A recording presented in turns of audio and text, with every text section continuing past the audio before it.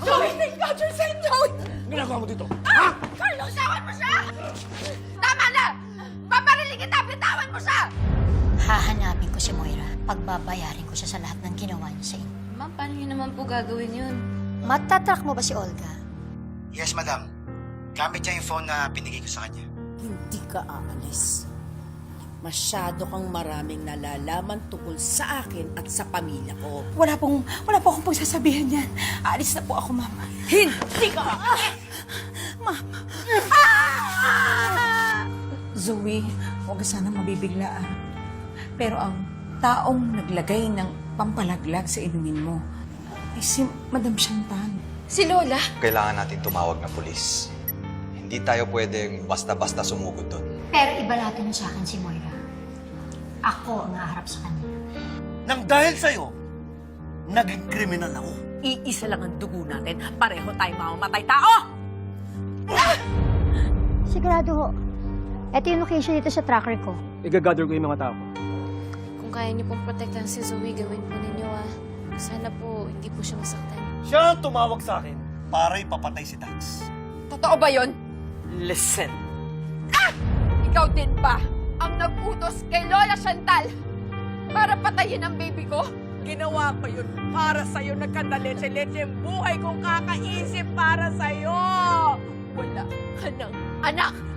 Nagising na si Zoe. Tanggap na niya na may nanay siyang demonyo. Olga! Nangyayari? Alam ko nandito ka, Olga! Nasa ka? Hindi mo ako maluloko. Alam ko nandito ka lang. Nasa si Olga? Ha? Kung hindi kayo makapagsinungaling sa akin, alam ko nandito siya. Olga! Wala ho siya rito. Ha? Anong wala? Nasaan siya? Alam ko nandito siya. Huwag kayong magsinungaling. Nasaan siya? Wala ho siya rito. Nandito po siya kahapon pero umalis din po. Katunayan nga po, eto po, naiwan niya pong cellphone po niya. Pero wala na po siya rito. Kahit na halugugin niyo pong buong bahay.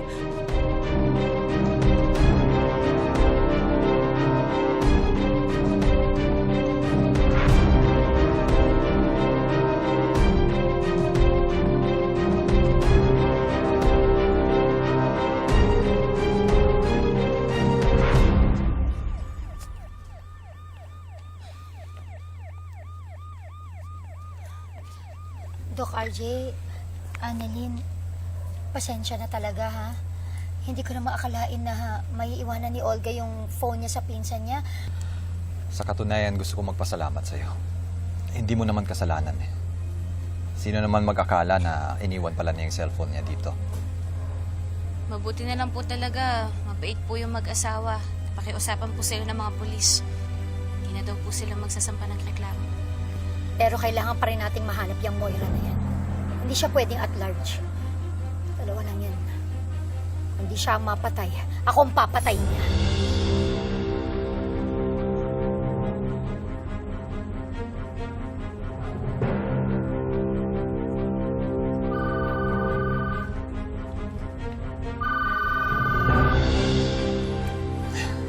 Excuse me lang. Hello?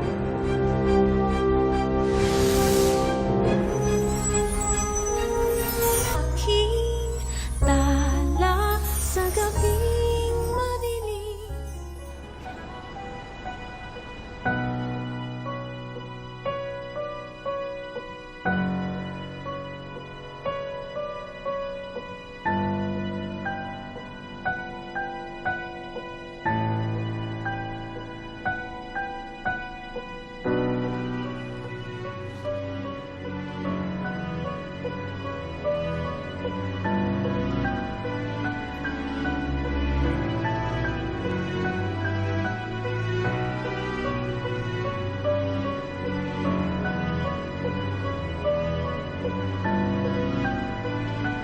Makukulong ka rin, alam mo ba?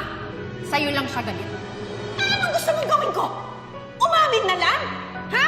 I am doing this for you! Ikaw na lang ang nagmamahal sa akin and you do this to me! Zoe, kung ano man ang naging kasalanan ko sa'yo, you have no right to insult me and push me away like that. Because I gave life to you. Kasi alam ko kahit linaglag mo ko, hindi pa rin kita kayang ipahamak. Ikaw lang ang anak ko. And I will always protect you. Sigurado ka ba sa gagawin natin? Relax.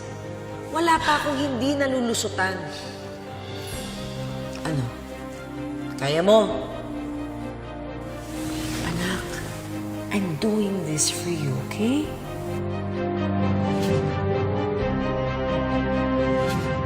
You stop crying.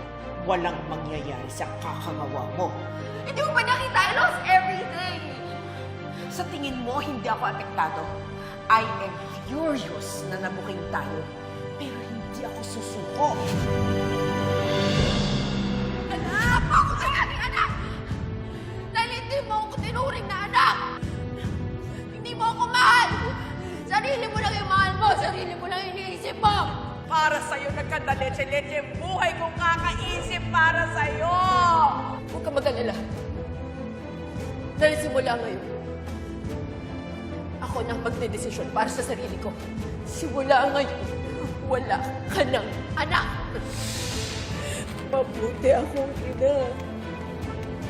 Ginawa ko lang lahat yan para sa'yo, Zoe.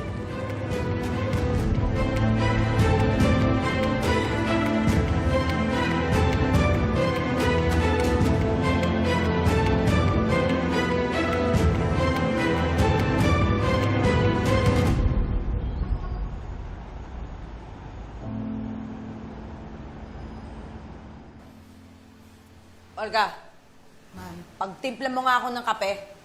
Opo. O ano, may hangover ka pa? Iinom-inom kasi, hindi naman pala kaya.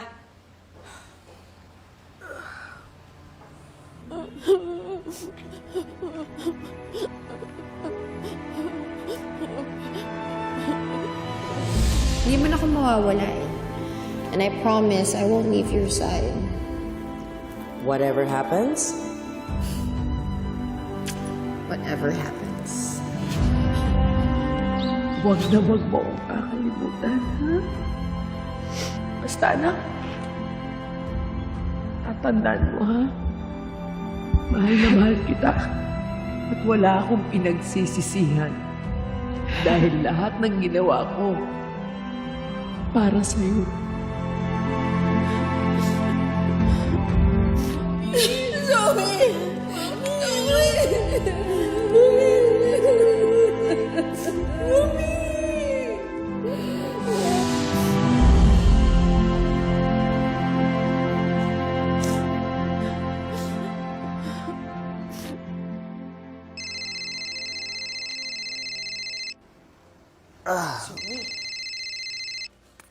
Hello, Zoe?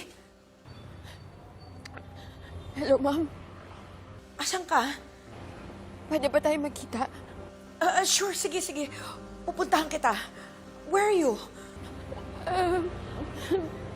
Pasensya na kung sinagot-sagot kita. Na-realize ko na mali ako. Malaki pa rin talaga yung utang na loob ko sa'yo. Sana na-realize ko agad yun. I'm sorry. I'm sorry, Mami. Anak, don't worry. Siyempre, nanay mo ako and I get exactly where you're coming from. Sige, pupuntahan kita, i-text mo ako, ha? Zoe, mahal na mahal kita.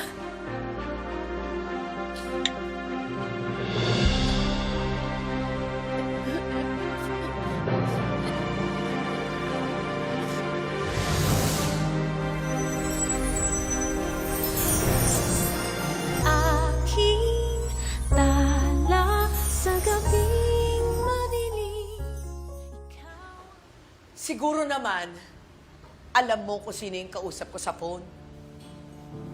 Hindi ako natiis ni Zoe. Kahit gaano pa ako kasama, ako pa rin ang nanay niya. Kaya ikaw, Carlos, maiiwan ka ng mag-isa. Dahil hindi ka namin isasama ni Zoe. Bahala ka sa buhay mo.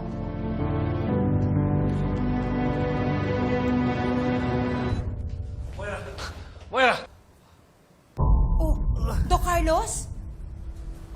Doc, okay lang po kayo? Parang bigla akong nahilo. Baka po kasi sa mga ininom niya yung kagabi. Konti lang ininom ko eh. Tumaas yung BP ko. O kaya yung sugar ko. Sugar? Baka po epekto yan ng insulin, Doc. Hindi ako nag-insulin.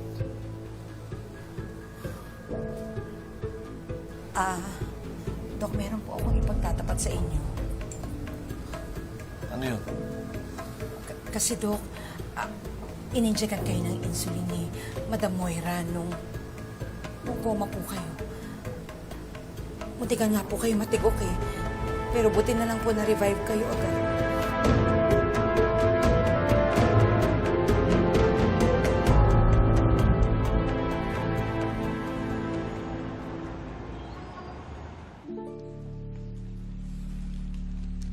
Napakarami naman atang tao dito. Bakit gusto dito makapagkita ni Zoe? Asan na ba siya?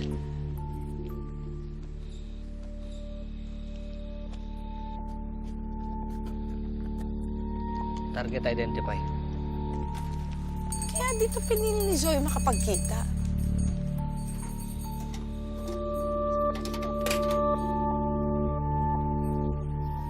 Positive.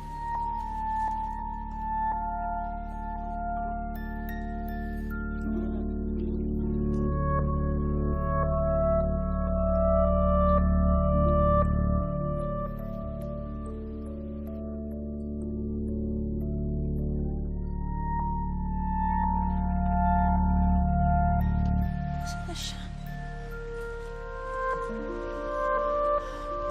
Mami!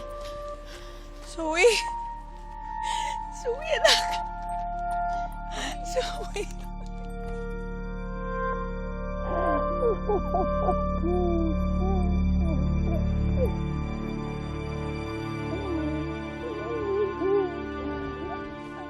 I'm sorry. Kalimutan na natin ang lahat. Ang mahalaga, magkasama na tayo. I have a plan. Okay? Tatakas tayo. Marami akong pera. Aalis tayo ng Pilipinas at sa ibang bansa tayo magbabagong buhay. Ha, anak? Ano ibig sabihin nito? Ha? Bakit mo ako pinupusasan? Zoe, What I have to do what is this? I'm sorry. Mami,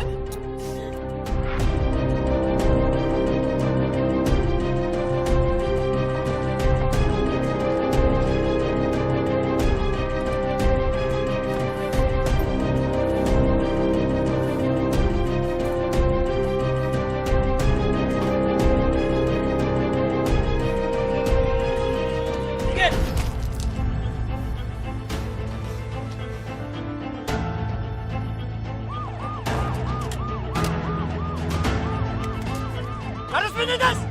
Sumuko ka na! Pusasa mo!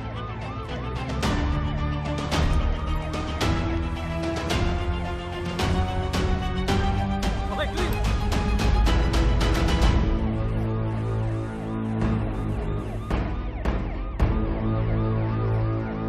I'm your mother. This is entrapment. sorry. Miss Moira Rotacio, you are under arrest. May karapatan po kayong manahimik. Kung ano po sabihin ninyo, pwedeng gamitin laban sa inyo sa loob ng hukuman.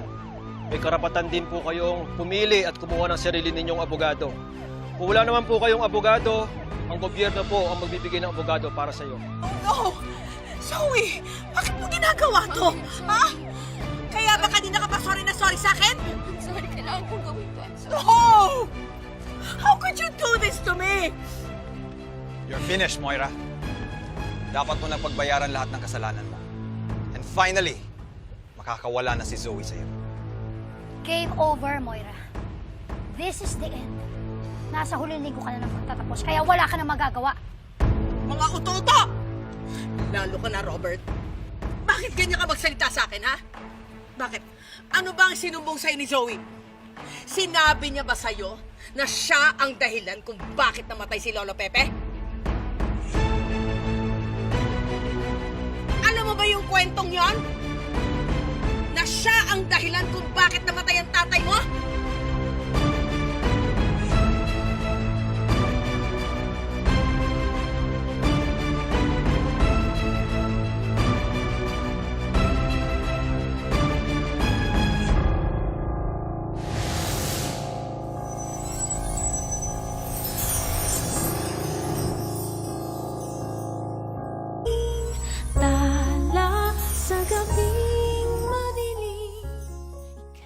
Ano, Zoe? Bakit hindi mo sabihin kay RJ na ikaw ang dahilan kung bakit namatay ang tatay niya? Pwede ba, Moira?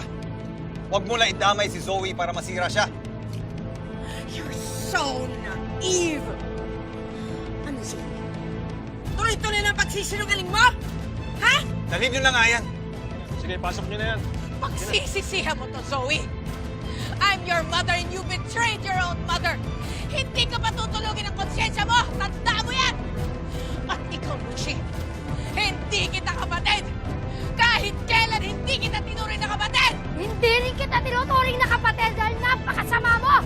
At dahil sa'yo napahamak ang mama, kaya dapat lang mabulok ka sa kulungan!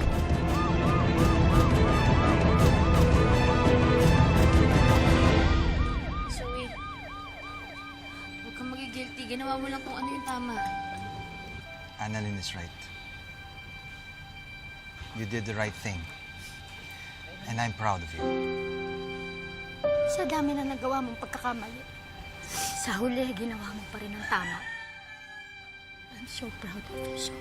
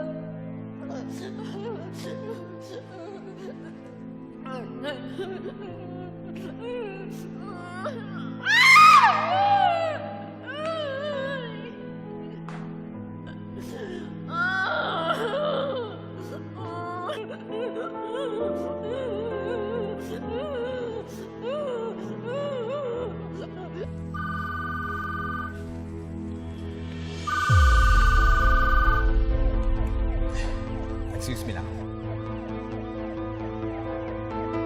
Hello?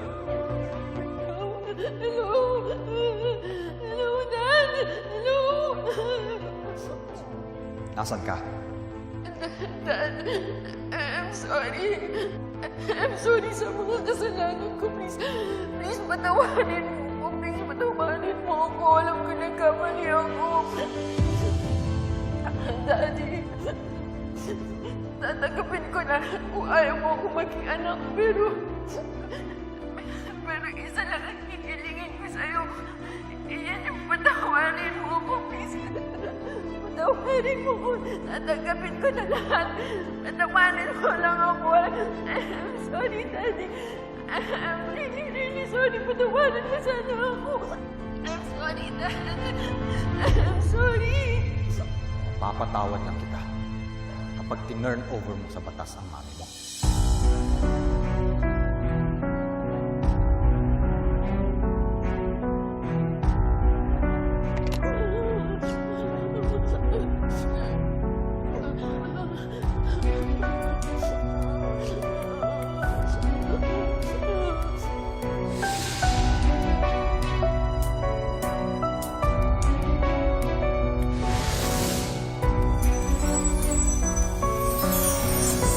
Of course. Ah, Miss Jean. Job forms na polo siya. So, ibibigay ko sa kanya. Ikaw ang aking tala sa gabing madilim. Annalyn,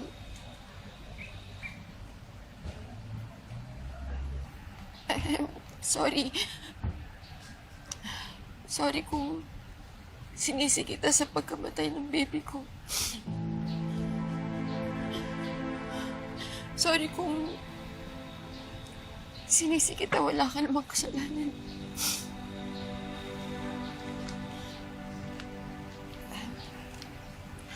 Alam ko na yung lahat. Sinabi sa akin ni Olga. Sinabi niya sa akin na si Mami yung totoong nagpapatay sa baby ko.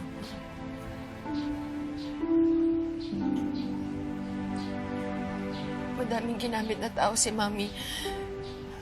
Madami siyang ginamit para magawa yung mga kasamaan niya. Sana ako doon. Guilty rin ako dahil nagpagamit ako sa mami. Zoe, gusto ko rin malaman mo na walang ginawang masama si Annalyn. According to the raw CCTV footage, yung mami mo ang nag-inject ng insulin kay Doc Carlos.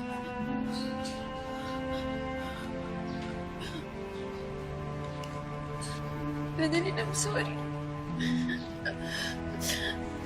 Ang dami kong ginawa sa'yo na hindi mo deserve. Daddy, pati sa'yo din. I'm sorry, sana mapatawad niyo pa ako. Ang dami kong ginawa. Hindi ko na mabilang. I'm sorry, sana mapatawad niyo pa ako kahit last chance na. Alam mo, klaseng nanay meron ako.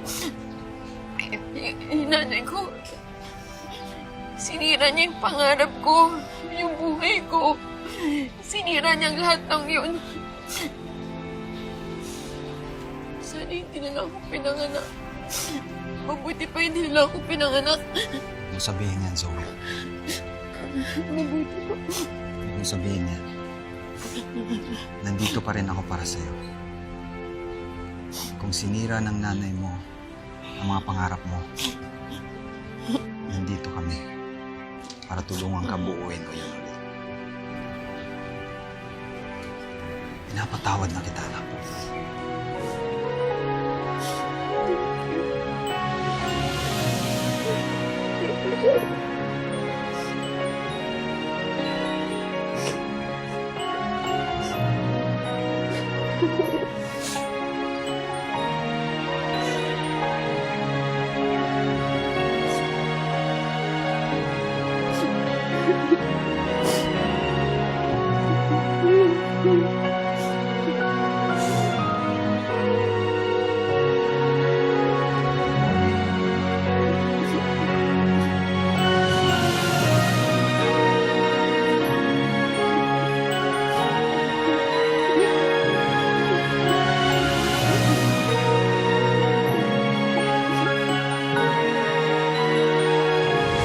Nasaan si Moira? Bakit wala pa siya dito? Bad news, na-ambush ang mobile na sinasakyan ni Moira. Ano? Zoe, kinonta ka na ba ni Ma'am Moira?